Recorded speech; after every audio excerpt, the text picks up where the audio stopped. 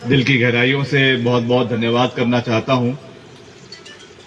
आप जानते हैं कि अभी पूरे प्रदेश के अंदर जो त्रासदी चली हुई है और बहुत नुकसान सड़कों का, घरों का, बगीचों का और सबसे ऊपर कीमती जानों का, करीबन 350 लोगों का दुखद मृत्यु प्रदेश में इस पूरे कहर में हुआ।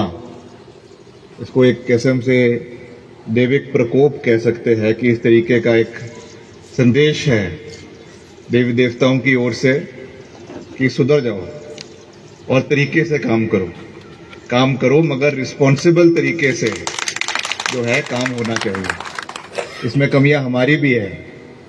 हर कैसे घर बना दिए हुए, नदी सड़कों को नालियां बंद हो गई हुई है, जगह जगह पे पेड़ों का कटान हो रहा है। तो हर चीज पे हम ये नहीं कह सकते कि ये केवल कुदरत का कहर है, इसमें हमारी भी कमियां हैं और हमको उससे सीखना चाहिए कि किन कारणों की वजह से ये परेशानियां आज हमारे समाज में, हमारे प्रदेश में आ रही है। एक दैविक संकेत है कि अगर अब अभी भी नहीं सुधरेंगे तो और नुकसान आने वाले समय में होगा। ये हम सब के लिए ये संकेत है और इससे हमको सीख लेनी चाहिए कि क्या कमियां रही, क्यों ये चीजें हुई। सरकार तो इस पे मंथन कर ही रही है, मगर जितने हमारे बुद्धिजीवी लोग हैं समाज के, क्षेत्र के, प्रदेश के, उनको भी इसके ऊपर मंथन करना होगा कि हम विकास के नाम पर ऐसी चीजें ना करें जिससे हमारा जो संतुलन बना हुआ है, हमारे पर्यावरण का संतुलन बना हुआ है, हमारे जीव पशु है, हमारे जंगलात है, उसको जिस तरीके से बेदर्दी से काटा जा रहा है। और कई माफिया, अलग अलग किस्म के माफिया चले हुए हैं। वन माफिया अलग है, भू माफिया अलग है, शराब माफिया अलग है और इसमें सब सम्मिलित है। आज तो मैं कोई राजनीतिक बात नहीं करना चाहता, इसलिए मैं इन चीजों में ज्यादा नहीं जाना चाहता हूं, क्योंकि अगर बात शुरू हो जाएगी तो सब लोग इसमें कहीं ना कहीं सभी के नाम आने शुरू हो जाएंगे। पर ये सबको पता है क्या कैसे हो रहा है, कौन से जंगलों का कटान हो रहा है, क्यों हो रहा है, किसका हाथ उसके पीछे है। पर सबने आंखों में पट्टी लगाई हुई है, लगाई है कि नहीं लगाई है, हम सबको पता है। तो ये इन चीजों को देखना पड़ेगा और हम नहीं सोचेंगे, हम भविष्य है, आप सब जितने युवा हैं, हम सब इस प्रदेश का, देश का भविष्य है। अगर हम इसके बारे में चिंता नहीं करेंगे तो कौन करेगा? कोई बाहर से तो आएगा नहीं और किसी राज्य से तो आएगा नहीं हमारे प्रदेश के बारे में सोचने के लिए। हमको ही चिंतन करना पड़ेगा। और ये जो एक लक्ष्मण रेखा जिसको कहते हैं, उस लक्ष्मण रेखा को हमको खींचना पड़ेगा कि इस लक्ष्मण रेखा के आगे अब नहीं जाना। विकास के नाम पे जो त्रासदी हो रही है, इसको रोकने की आवश्यकता है। मैं ये नहीं कह रहा हूं कि विकास नहीं होना चाहिए, डेवलपमेंट होना चाहिए, इसमें कोई दो राय नहीं है, मगर रिस्पॉन्सिबल डेवलपमेंट होना चाहिए, सस्टेनेबल डेवलपमेंट होना चाहिए, जिसमें हम विकास भी करें, सड़कें भी बने, मगर तरीके से बने। अभी मैं अपने विभाग के बारे में देख रहा था, अभी एक नई जो टेक्नोलॉजी आई है, एक FDR की टेक्नोलॉजी आई है, जो अभी हमारी PMJSY की सड़कें हैं उस पर हम उसको इस्तेमाल करेंगे कि जो सड़कें बन चुकी है उनकी मेटलिंग के लिए जब उनका काम शुरू होगा तो नया माल लेने के बजाय उसी सड़क को हम तोड़ेंगे और उसी का माल उसी पे ही इस्तेमाल कर जो है सड़क को फिर से पक्का किया जाएगा। उसमें क्या चीज होगा? एक तो आपके पैसे की बचत होगी, दूसरा आप जो खनन हो रहा है उसके लिए गटके की आवश्यकता है, उसकी कमी होगी, और तीसरा सबसे बड़ी बात कि जो आपका इतना उसमें खर्चा, चाहे पेट्रोल का, डीजल का, उसको लाने के लिए वहां पे लग रहा है, उसमें भी वृद्धि होगी। उससे जो इतना प्रदूषण हो रहा है, जब माइनिंग होती है, क्रशर लगते हैं, कितना इलाके को उसका नुकसान होता है।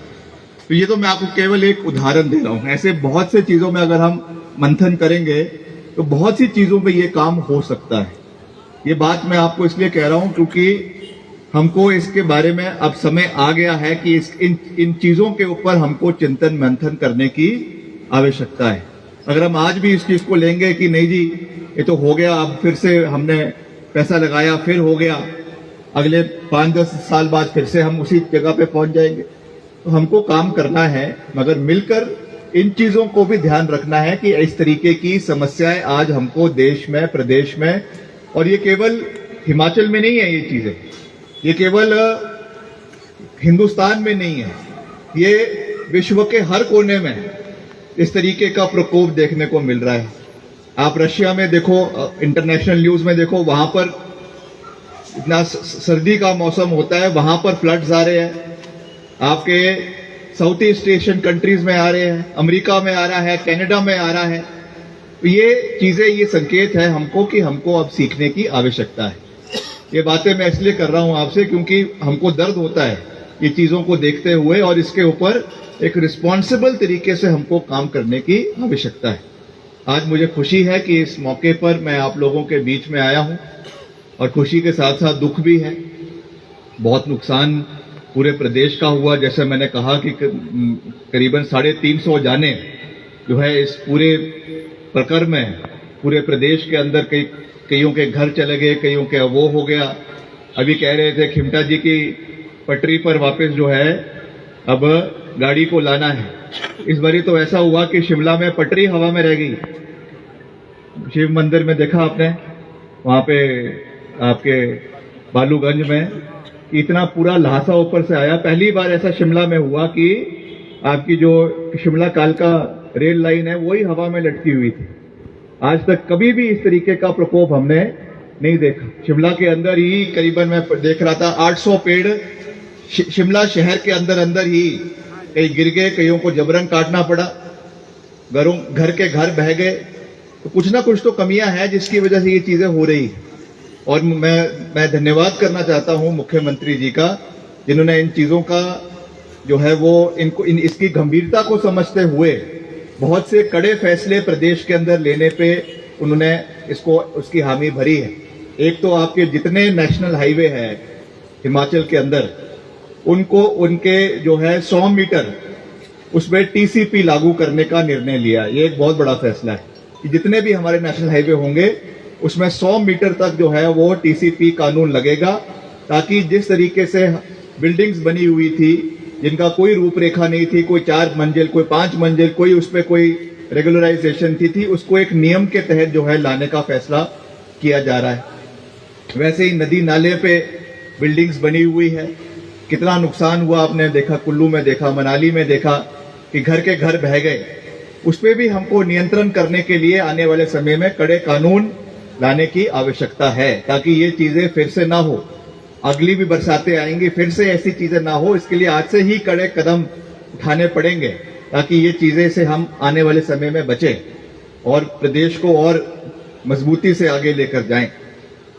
हमारे बीच में रजनीश जी है, सुरेंद्र मोहन जी है, मोहन मेहता जी है जो हमारे ब्लॉक के अध्यक्ष हैं, चंद्र मोहन जी है जो हमारे सचिव है, विनोद जिंटा जी ये भी हमारे पार्टी के सचिव है कांग्रेस पार्टी के, रिपना कलसाइक, सल्लाराम चौहान जी, दिनेश चौहान जी, जगदीश जिंटा जी, भूपेंद्र डोगरा जी और श्री दिनेश गुंगटा जी जो हमारे प्रधान हैं, एसोसिएशन के चेयरमैन हैं, और सभी यहाँ के जो स्थानीय हमारे प्रधान, उप प्रधान, जिला परिषद, बीडीसी मेंबर्स, हमारे सभी माननीय अधिकारीगण, एसडीएम साहब, कुपवी चौपाल, डीएसपी ठ्योक, एक्सीएन चौपाल, पीडब्ल्यूडी, डीएफओ, सभी हमारे जो बीडीओ है और सभी जो हमारे एसडीओज है, जेईज है, आप सबका मैं धन्यवाद करता हूं।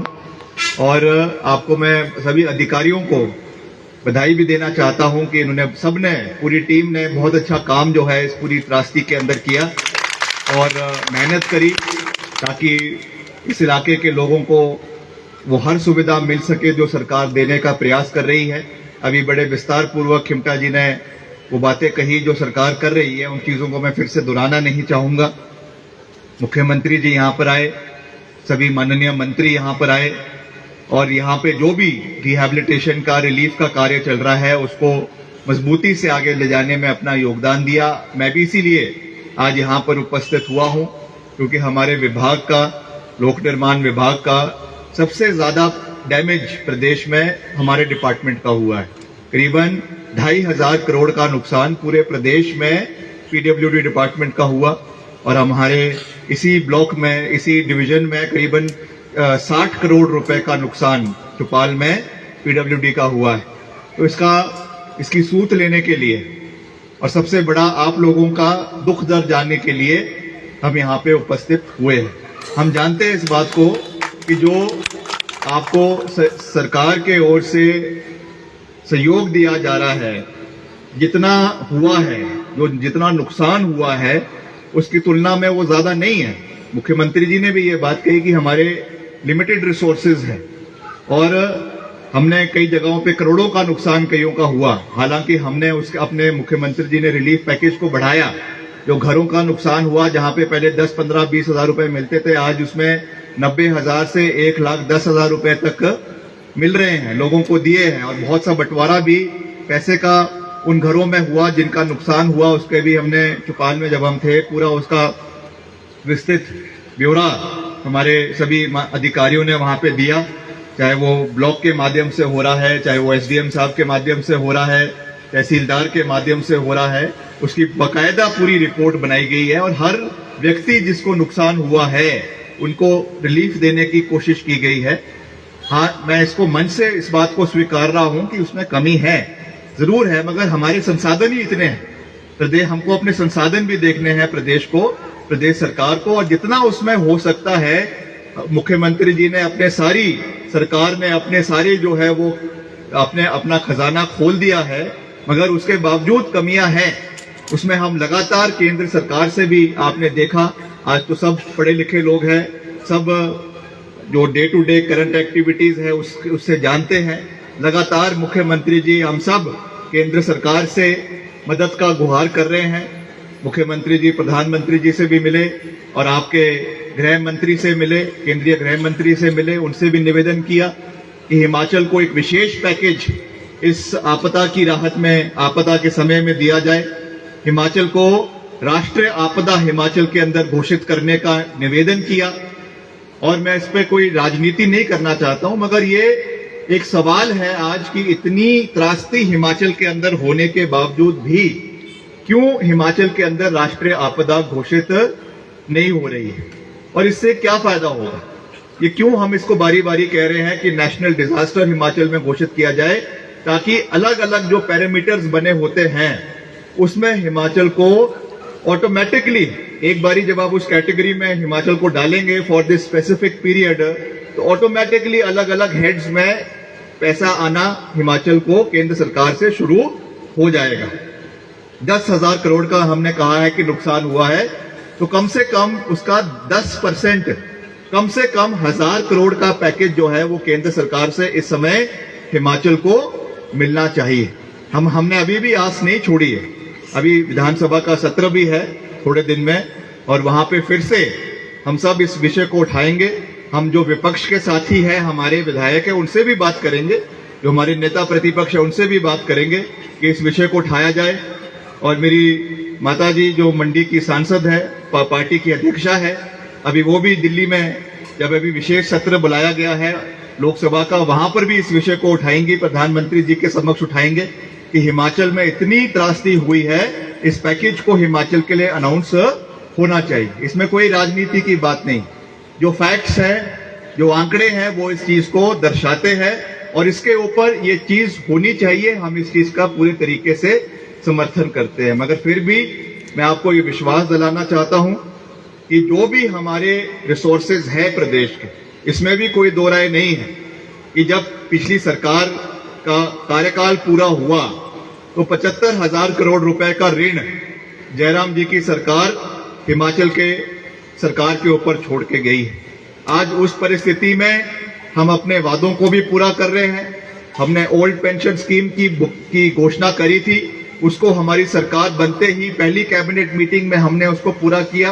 प्रदेश के कर्मचारियों को वो बात करी, और भी जो बातें हमने प्रदेश की जनता से करी हैं उनको भी हम चरणबद्ध तरीके से पूरा करेंगे। मगर अभी प्रायोरिटी जैसा अभी सब कह रहे हैं कि अभी एट द मोमेंट सबसे बड़ी प्रायोरिटी है कि हमको अपनी सरकार के माध्यम से अपनी गाड़ी को वापस पटरी पर लाना है। सड़कें जो टूट गई हैं उनकी मुरम्मत हो।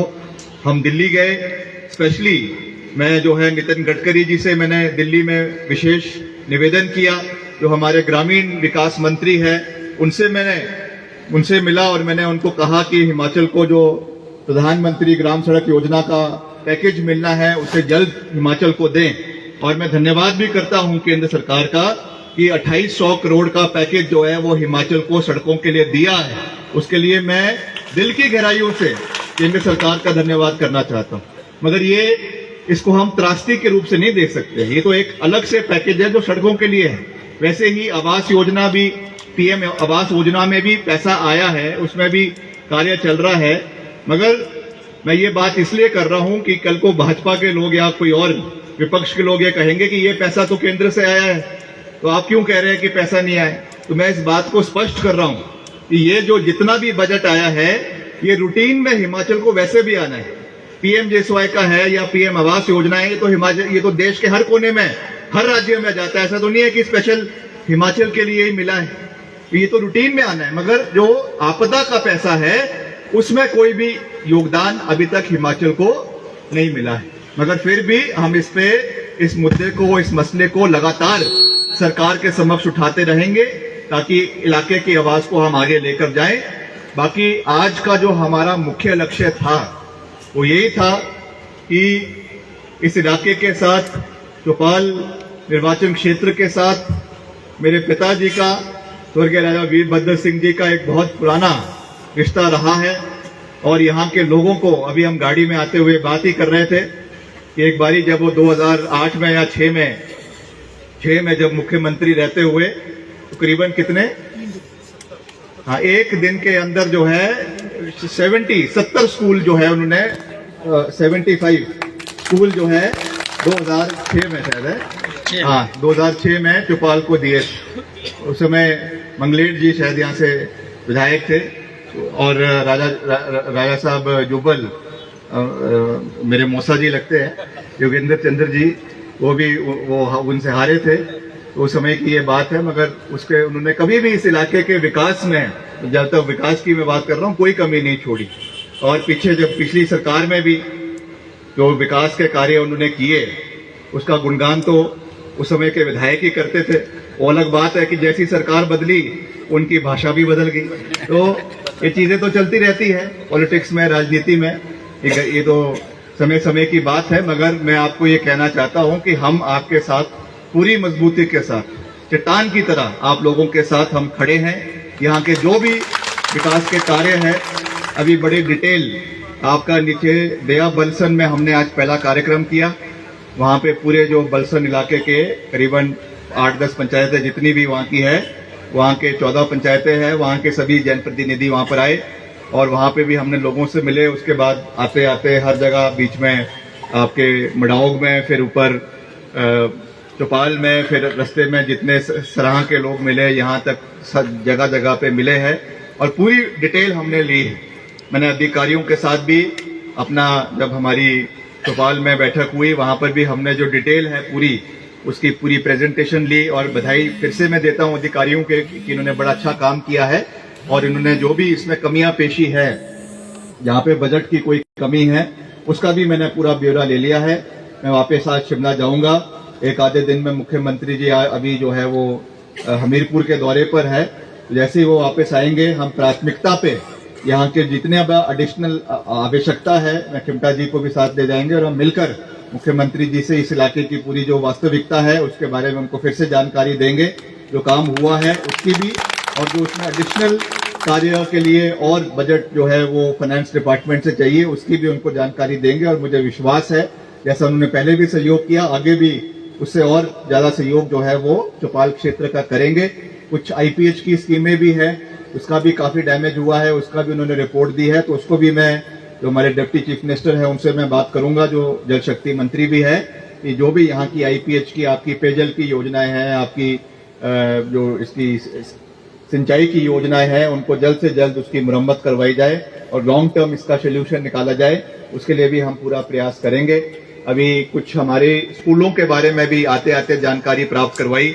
एक आपका सनहा का स्कूल है, उसका काम भी थोड़ा ढीला चला हुआ है। ऐसे एक और 2-3 चीजें हैं। ननाहल का जिसमें डिपॉजिट है, एक आपका आईटीआई जो चौपाल की है, वो भी बड़ी, उसका मुझे दिखाया फोटो वगैरह, बड़ी डैमेज हो गई है। तो उसमें भी हम शिक्षा मंत्री जब आए थे उन्होंने खुद भी उसका निरीक्षण किया है। उसके बारे में भी हम उनको जल्द उनसे निवेदन करेंगे कि इसका पैसा रिलीज करवाया जाए टेक्निकल एजुकेशन डिपार्टमेंट द्वारा, ताकि उसकी भी मुरम्मत हो और उसको आने वाले समय में बेहतरीन किया जा सके। और एक मैं समझता हूं जो बड़ी इम्पोर्टेंट डिमांड है, जो अभी खिमटा जी भी गाड़ी में कह रहे थे, कि आपकी जो ये सैन से लेकर ये जो फीडर्स तक ये हमारी एमडीआर सड़क है, इसको आने वाले समय में मैं मुख्यमंत्री जी से भी बात करूंगा कि इसको जो है वो नेशनल हाईवे की श्रेणी में लाने का हम प्रयास करेंगे। उसके लिए हम इसको कंसर्न हम दिल्ली में इस मसले को टेकअप करेंगे, ताकि इस पे कुछ ना कुछ कार्रवाई हो। क्योंकि पहले भी आपको याद होगा जब चुनाव हो रहे थे तो उस समय भाजपा की सरकार थी, 69 नेशनल हाईवे हिमाचल में घोषित करवा दिए। हम उस समय विपक्ष में थे, हमने तो बधाई दी सरकार को कि जी इतने सारे नेशनल हाईवे हिमाचल में हो गए, और ये भी था उसमें। मगर जब मैं पीडब्ल्यूडी मंत्री बना, मैंने रिपोर्ट लिया पूरा क्या है, बोलते सर वो तो हवा में ही है, वो उसका कुछ नहीं हुआ। वो 69 का बन के 25 रहेगी, 25 का कम होके 9 रहेगी, और 9 की भी अभी अप्रूवल जो है वो प्रधानमंत्री कार्यालय से नहीं आई है। तो शायद ये वाली सड़क भी थी उसमें। तो अभी हम प्रैक्टिकली देखेंगे जो बहुत इंपॉर्टेंट और खास करके जो बॉर्डर से लगती हुई सड़कें हैं, जिनका स्ट्रेटेजिक व्यू से भी बड़ी महत्वपूर्ण है, उनको हम फिर से ऑन प्रायोरिटी जो है वो केंद्र सरकार से टेकअप करेंगे। इसके लिए हम इसको भी, इस सड़क का भी उसमें मैं जरूर ध्यान रखूंगा, इसका मैं आपको पूरा विश्वास दिलाना चाहता हूं।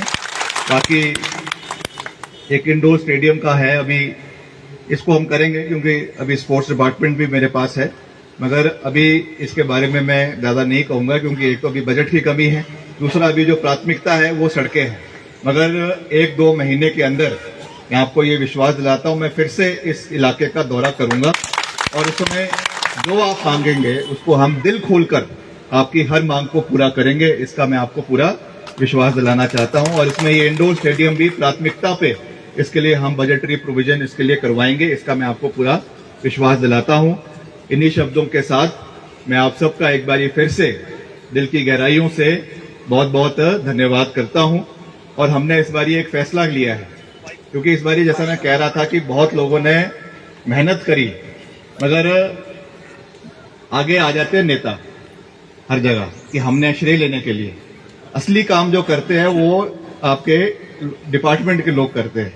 हमने इस बार निर्णय लिया है कि जो 15 अभी सितंबर को इंजीनियर डे होता है, उस दिन हम 10 ऐसे अपने कर्मठ इंजीनियर्स को, चाहे वो एसडीओ है, चाहे वो आपके जेईज है, चाहे वो एक्सीएंस है, पूरे प्रदेश के, उनको सम्मानित किया जाएगा जिन्होंने 24 घंटे दिन रात इस समय जो है वो मेहनत करी है। मैंने इसके लिए अपने ईएनसी को निर्देश दे दिए है कि ऐसे 10 लोगों को, 10 से 15 लोगों को प्रदेश के अंदर जो है वो आइडेंटिफाई किया जाए, जिन्होंने दिन रात, अभी मैं पीछे पंडो गया था मंडी में, वहां पर एक सेक्शन है कुल्लू मनाली जाते हुए जहां पे पंडो का डैम है, और पूरी पहाड़ी नीचे आ गई। वहां का जो एसडीओ है पंडो का, वो बिना घर गए 1 हफ्ते तक एक ही कपड़े में 1 हफ्ते तक लगातार जो है वो मौके के ऊपर उपस्थित रहा और वहां से सड़क को खुलवा दिया हुआ है। तो ऐसे जो जिसको कहते हैं ना अनसंग वॉरियर्स, जिनको कोई पूछता नहीं है, वाहवाही तो सरकार की होती है, जो उनके चेहरे उनकी होती है, मगर जो पीछे लोग दिन रात काम कर रहे हैं, चाहे वो छोटे से छोटा व्यक्ति हो, उसको मोराल उनका बूस्ट करना ये हमारा दायित्व बनता है। तभी उनके अंदर भी एक जज्बा आएगा कि और मजबूती से काम करे। तो हमने ये निर्णय लिया है कि उनको सम्मानित, इस बारी पहली बार ऐसा होगा कि हम डिपार्टमेंट के माध्यम से उनको ऑफिशियली सम्मानित करेंगे, ताकि और भी अच्छे लोग आने वाले समय में उनसे सीख ले और मजबूती से आने वाले समय में कार्य करें। इन्हीं शब्दों के साथ मैं आप सबका एक बारी फिर से दिल की गहराइयों से धन्यवाद करता हूं। एक ये बाईपास का मसला है, इसका भी अभी आते वक्त हमको हमारे साथी यहाँ पे मिले तो उन्होंने भी कहा, और बड़ा पेचीदा मसला है, कह रहे हैं कि पिछले 15-20 साल से लटका हुआ है, तो ये है 30 साल से, तो अब अगर नहीं हुआ तो कभी नहीं हुआ, तो इसको अब करना ही पड़ेगा, सीधे चढ़ाना ही पड़ेगा। तो इसके लिए जो ब्रिज है इसका पहले तो इसकी ब्रिज बनना है, उसको मैंने निर्देश डिपार्टमेंट को दे दिए हैं। उस पर कुछ FCA का है या क्या FRA का कुछ मसला है, वो लगभग पूरा हो गया है, उसमें बजट भी है। मैंने इनको कह दिया है कि इमीडिएटली आप जो है वो ब्रिज का कार्य पहले शुरू करें, और उसके बाद जो इसका सड़क है उसमें जो भी है सारी, मैं इसको पर्सनली इसका अगर कोई इसका फॉरेस्ट का मसला है या और है उसको हम करवा कर इमीडिएटली इसके लिए बजट का प्रोविजन करवाएंगे और इसको पूरा करवाया जाएगा। और आने वाले समय में इस पे प्रायोरिटी पे इसके ऊपर कार्य करवाया जाएगा, और जो हम कहते हैं उसको करके दिखाते हैं, ये आप जानते हैं, तो ये हम इसको करके हर हालत में इस चीज को हम करके दिखाएंगे। इसके लिए मैं पर्सनली जो भी इसमें बजटरी प्रोविजन है वो हम इसके लिए उसको पूरा करवाएंगे, इसका मैं आपको विश्वास दिलाता हूं। बाकी और भी जो यहाँ पे कई आपने अभी आते हुए कई अर्जियां दी है, अभी कार्यक्रम खत्म होगा उसके बाद बहुत से लोग और अर्जियां देंगे, उसको भी हम प्राथमिकता के साथ, हर चीज एक बारी में पूरी नहीं होगी, ये मैं मन से ही कह रहा हूँ, तो पहले ही कह रहा हूँ, ये एक हर चीजें आप जितनी अर्जियां देंगे ऐसा नहीं होगा कि सारी पूरी हो जाएगी, उसकी हम प्राथमिकताएं तय करेंगे और आस्ते आस्ते हर चीज को पूरा करने का प्रयास करेंगे, इसका मैं आपको पूरा विश्वास दिलाता हूँ। आप सबका दिल की गहराइयों से बहुत बहुत धन्यवाद। एक नेरवा से सिविल हॉस्पिटल है, उसका कार्य बिल्डिंग का जो है वो भी धीमी गति से चला हुआ है। अच्छा बन गया हुआ है। अच्छा वो उसमें बहुत जल्दी में जब लगे हुए थे, वो उनको पता था कि वो जाने वाले हैं, तो उस समय जल्दी में सब कुछ करके चले गए, आधे अधूरे बिल्डिंग के उद्घाटन करके चले गए, उसको हम पूरा करवाएंगे।